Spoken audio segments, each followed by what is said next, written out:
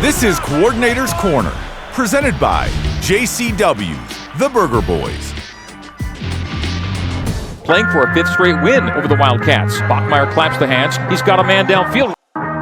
Touchdown! The Cougs will move the sticks on the Bear Bachmeier run. Bachmeier's going to keep and get in the end zone! And we are going to overtime. The 5, the 4, dive! Gets in for 6 in double overtime! It falls incomplete!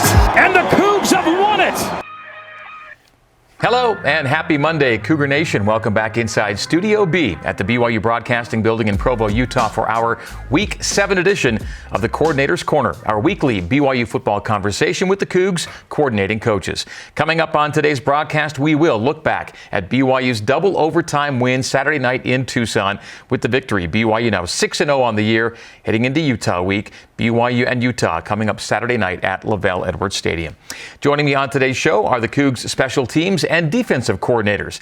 And we kick off today's broadcast by getting our kicks with special teams and defensive ends coach Kelly Poppinga. Coach, good to see you once again. Great to be back. Welcome back. Well, one of the weirdest and wildest nights you probably had on a football field. It was a long night, yeah. So starting at 5 o'clock local time, and shoot, I felt like we were walking off the field at like 11 o'clock. But it was fun. It was a great experience. I thought our guys handled it well. There might have been a low there in the second quarter when we came back out, but I thought for the most part, for our guys to battle back and finish the way we finished the game, we were really pleased as a staff. During the week, there was always the chance that weather was going to be a factor on Saturday night. Did you guys have a weather delay kind of contingency? Oh, yeah. In effect? As a special teams coordinator, you're looking at the weather from Monday going forward. And I had a big presentation on Tuesday about getting them ready for basically a monsoon and, kind of worst case scenario, and updated them on Wednesday. And then after that, I didn't talk about it again. But just we tracked it close and made sure the players had their minds ready for what could have been. And it didn't turn out to be that bad at all. When we were actually playing the game, there was a little drizzle there in the second quarter when we came back, and then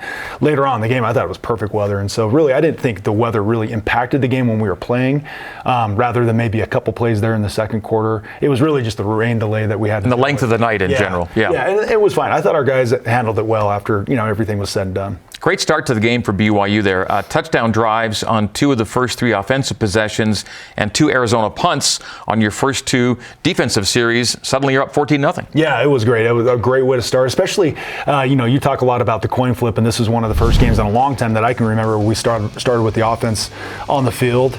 And, I thought, as a first quarter goes, that was probably one of the best first quarters we've had in a long, long time. It's just offense, defense, special teams, everything kind of clicking. And, Parker with this big touchdown pass. I think that was the first touchdown pass Arizona gave up in the season. It was.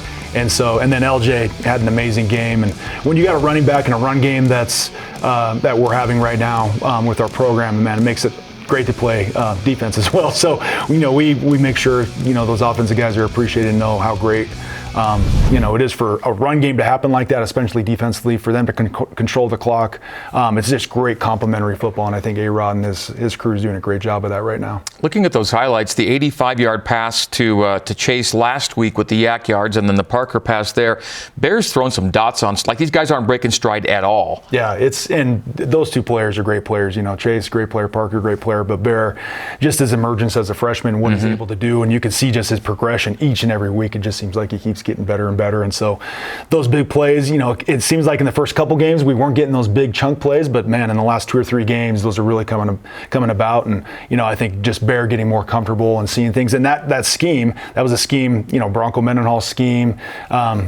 And Danny Gonzalez, the defensive coordinator, they were together for a long time in New Mexico. I know a lot about that scheme, and so it's hard to get big chunk plays against that scheme.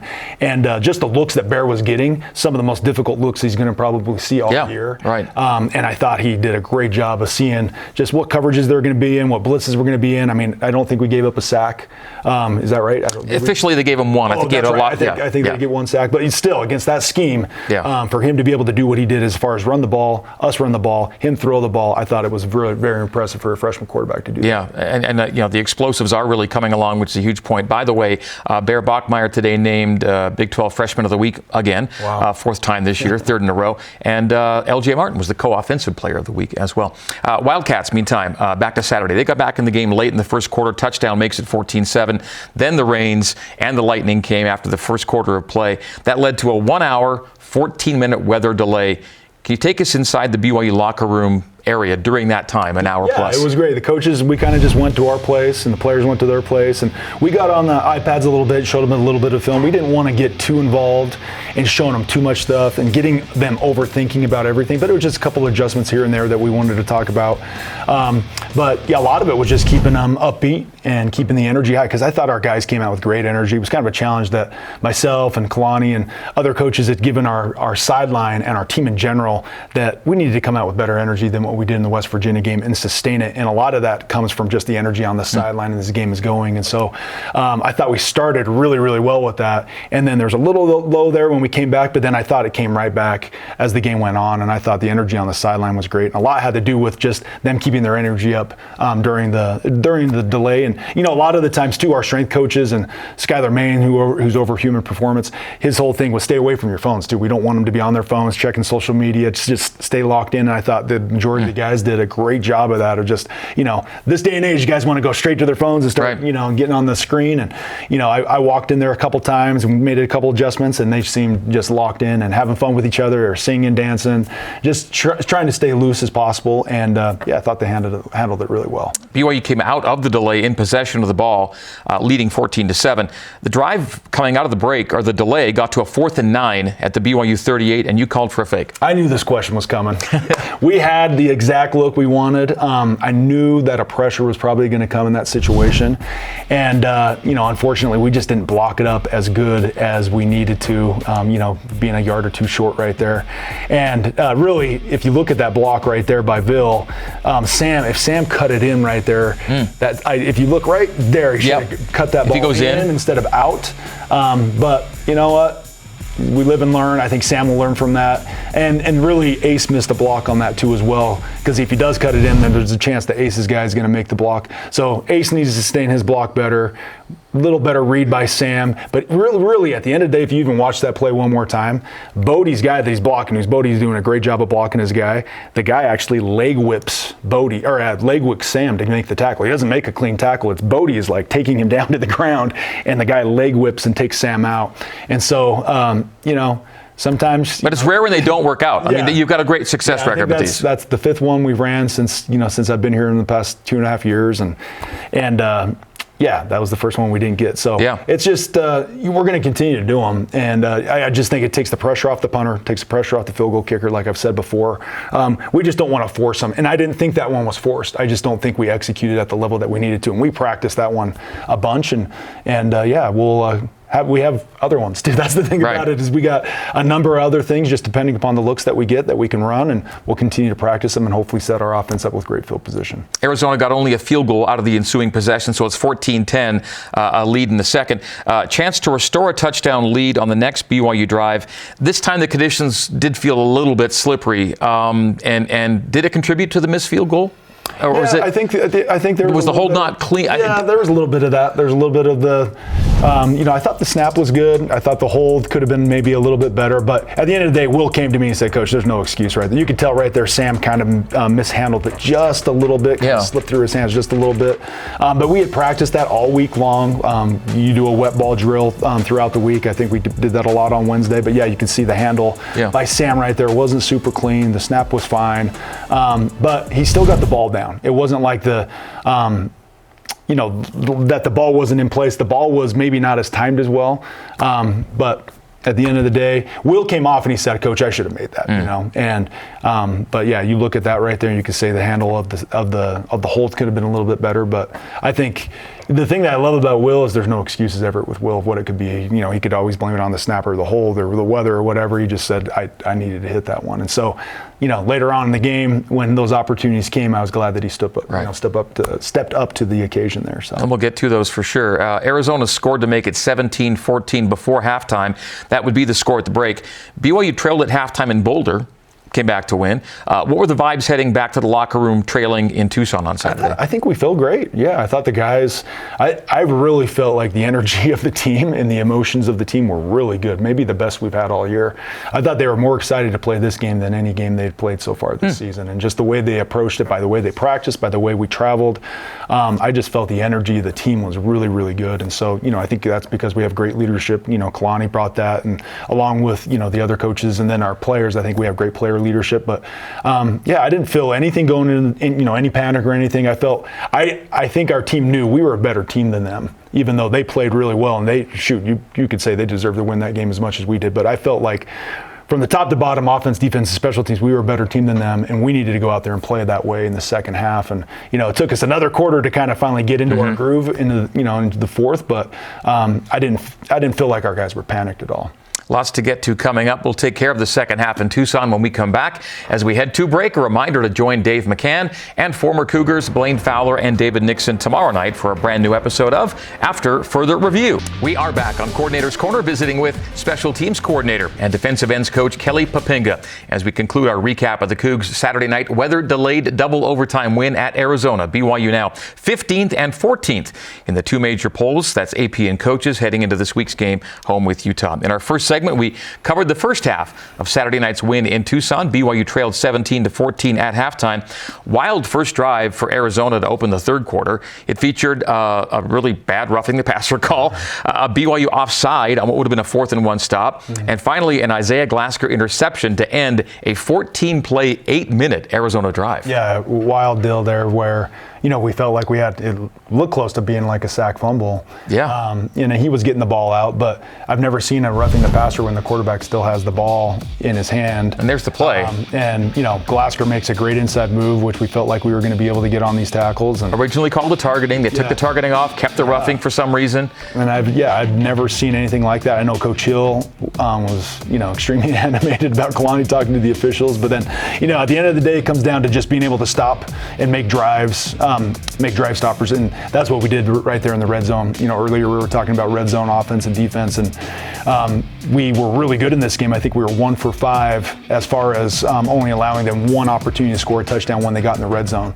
And the other opportunities, we get a couple of turnovers, turnover on downs at the end of the game, and a couple field goals. And so that was a huge play right there. Tausili Akana, who's really starting to play well and coming along. He got a good QB pressure at another one later on in the game. And so being able to have him come in and emerge, transfer from Texas, that it was a highly recruited kid that now is starting to get comfortable in the defense. And then Glasker just doing his thing. It seems like he's always around the ball. But that was a huge play in that situation. Absolutely. To get no points after that long a drive. The ensuing BYU possession, we saw you were pushed back there, obviously. You were starting the drive deep in your own territory. You did have to punt. Sam Vanderhaar gets away a 47-yarder with no return. And that leads us to this.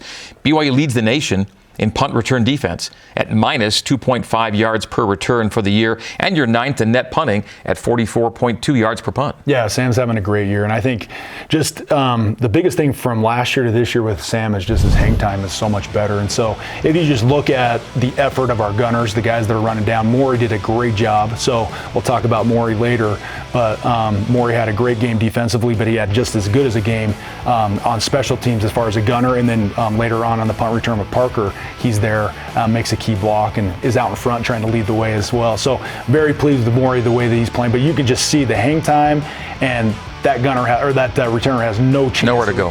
Return the ball with just the hang time Sam's putting on it, and then just the release of those guys. And so just Marcus McKenzie was down in this game, and so Maury had to step up. Cannon stepped up. Kevin Doe came in and stepped up, who's becoming a really big player for us on special teams. So just I feel like we're really deep at gunner, and those guys are doing a great job right now, and Sam's giving them a chance to cover the ball. And the cannon is Cannon DeVries. Arizona would score to open the fourth quarter on Saturday. You're now down 24-14 with just over 11 minutes remaining, and special teams were huge the rest of the way. Your guys are excellent down the stretch. Yeah, it was unbelievable. One of our goals as a team is to be able to set up our offense up with field position to score. And so right after, we get the field goal with Will, which was great, a little chip shot there to kind of start the whole thing. And then our defense comes out, gets the 3 and out, and then we go right into that punt return. And that sets our offense up for the last touchdown. And so just really pleased with the way that we finished. And then in overtime as well, Will had a 45-yarder right there that he had to hit to get us into the second overtime. But those guys stepped up, and that was fun to see. Let's get into the particulars then of this closing stretch. You're down 10. You knew you needed needed 2 scores in your final 2 drives. And the first drive got you 3 points. It ends a 15-play, 69-yard, 7-minute drive. You got to get something here, and Will Ferrin was good from 24, and it's a 1-score game at this point. Yeah, and I think going into that situation, there was a little talk there to go for it, but right here, the correct decision was doing what we did, was to make sure we got 3 points on to at least give ourselves a chance. And so, Will getting himself, I think what I love about this is I'm actually glad we needed a kick in this situation, because I think it got him back on track of, we had that miss earlier, gets him back on track of getting into this groove, seeing the ball go through the uprights. He talks about that all the time, as if he can just visualize himself seeing the ball go through the uprights. That helps him with the next kick. And so I actually think the reason why we were able to make the following kick is because he was able to make that kick. And so just a little mental insight of Will Ferrin right there that I thought was pretty cool. So that makes it a 7-point game, a little more than 4 minutes to go. You don't go onside, but you do in between it. You do pooch it after the field goal, and you almost got a good result on this. Yeah, and we weren't. There was, they were ready for an onside kick, but there was no way we were going to kick an onside kick right there. We had the 2-minute warning still. I think we still had all of our timeouts. And so we had a little pooch kick designed right here where we thought, okay, if they do recover that was dicey. Yeah, if they do recover it, it's going to be around the 25, 30-yard line, just like they did. But it's going to give us a chance to hopefully run one down. And Will Zundel, you can see right there. Kevin Doe was close by. Those guys were really hustling down. And so just a really well-placed kick by Will. And this guy almost mishandles it. And I think the turf was still a little bit wet at the time, so we knew that the ball was going to have a chance to kind of bounce a different way. And almost gave us a chance right there. But at the end of the day, we still get it where it's like where it would be for a touchback. Exactly. Yeah. So it ended up working out well for us right there. So not only did you need the 2 scores, but you needed the Arizona offense off the field. And with only 4 minutes left in the game, you get a 3-and-out defensively when you needed to get the offense back on the field. Yeah, and when we came out, we knew, most smart offenses, they're going to try to come out and run the ball twice. Right. On third down, probably. So here's a run. Yeah. And so we came out and stuffed the run there, and I thought our guys played the run for the most part pretty good. There was a couple runs that got away from us, and then Bodie makes a good play right there, and then we get into our third down, and we had a really good stunt. Nusi Tamuipeu came in for one of his first games. He's going to be a really good player. Got almost pressure. A pick. Yeah, and then Falital almost gets the interception right there. So, really good pressure on the quarterback right there. We get him flushing out of the pocket, and then I think Ciale ended up triggering on him and having him have a missed throw right there. But 2 really good rushes by the 2 edge guys, and then Ciale kind of tracking him down there at the end. But that was big time. So Arizona punts the ball at that point with about 3 minutes to play. And what a time for Parker Kingston to break one. He told us after the game that you guys discussed what kind of return you guys wanted here. So I called a return, and he told me, no, I want this return. I said, okay. So that was one of those times as a coach, you're like, okay, I got to trust the player. This is the return that he wanted. And so that was just a little sideline return that he wanted to. And he did a great job making the first couple guys miss. And then from there, we had some really good blocking from some other guys. But, it makes 2 guys miss really in theory. And then, you can see Maury there again. I wish Maury would have went to the kicker right there. I don't know where Punter got him there. But, one of the things that we were talking about with Parker is just being able to set this up, being able to run at the kicker a little bit more than run to the sideline. If he would have run at the kicker, would have kind of froze the kicker a little bit, and you might have had a chance to score. But that's a huge play right there to be able to get our offense on the 50-yard line with 3 minutes to go in the game. Timeouts, 2-minute warning. We had plenty of time. And then our offense knew that they could really run this clock down and be able to get that, within, a goal. The goal is if we can get a touchdown with 30 seconds or less on the clock, then that's going to be really hard for them to be able to, get the distance to be able to get a field goal or whatever they needed. And so sure enough, we score with 20 minutes or 20 seconds to go.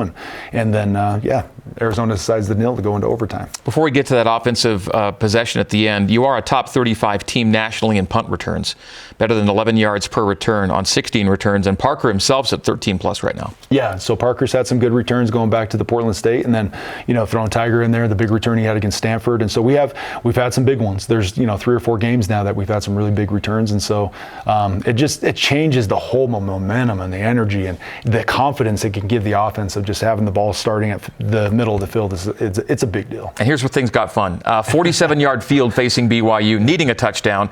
Aaron Roderick's offense executed almost perfectly. Got a nice break on a fumble inside the Arizona 10. I still don't know how Kyle Safarchuk ends up with the ball on a key third down recovery there. Yeah, and I was telling you earlier, there. I had a perfect advantage point of just seeing where that fumble happened, and I'm thinking, oh no, the game's over. And if you just look at Kyle diving in right there, number 64, Arizona's guy is on the ball before he is, so you'll see 64 right here. You'll see their guy get on the ball right there, and then he dives in and tears it away from him. So that is a unbelievable play. That's what big time players do, and he's playing really, really well for us right now. And so that's a great learning tool for all of us, and a great job by them stripping the ball. I think Bear had pretty good ball security right there, but that guy punched it out. And how does he get that? Yeah, great effort by Kyle getting that ball right there, saved the game. Yeah, before you could get the game winner, you had to get the game saver. Yeah. Exactly right. Right. So Bear Bachmeier's touchdown run, 23 seconds to go, makes it a 1-point game. I've seen BYU go for 2. And the win on the road in the past. I don't necessarily always love it. I felt the play here was PAT and get to OT. What was the headset vibe on that one? There was a lot of talk about going for 2 right there. A lot of talk. I won't tell you the exact conversations, but it was, there was an extreme closeness, I guess I'll say, of calling a 2-point play right there. And at the end of the day, I think what we all felt was we had the momentum going into the game. We have a better field goal, we have momentum going into the fourth quarter. We have a better field goal kicker. We felt like everything was to our advantage. And so instead of giving it up, trying a 2-point play, that 2-point plays, the percentages of them aren't very high. What a lot of people don't realize. And so I felt like we had a couple good ones that we liked, but good thing we could save them. And then, everything worked out for us. Okay. Even though he's now made 96 consecutive PATs, it's a BYU record. No kick is an absolute certainty. Yeah. And that was one of the biggest PATs of Will's career just to get the game to overtime. Yeah, and the snap on that was not a great snap. I think even in your commentary you said it was a high snap. You can see right there, Sam had to snatch that pretty high. So great job by Sam with the hold and being able to secure that ball. But yeah, Will's money in these situations, and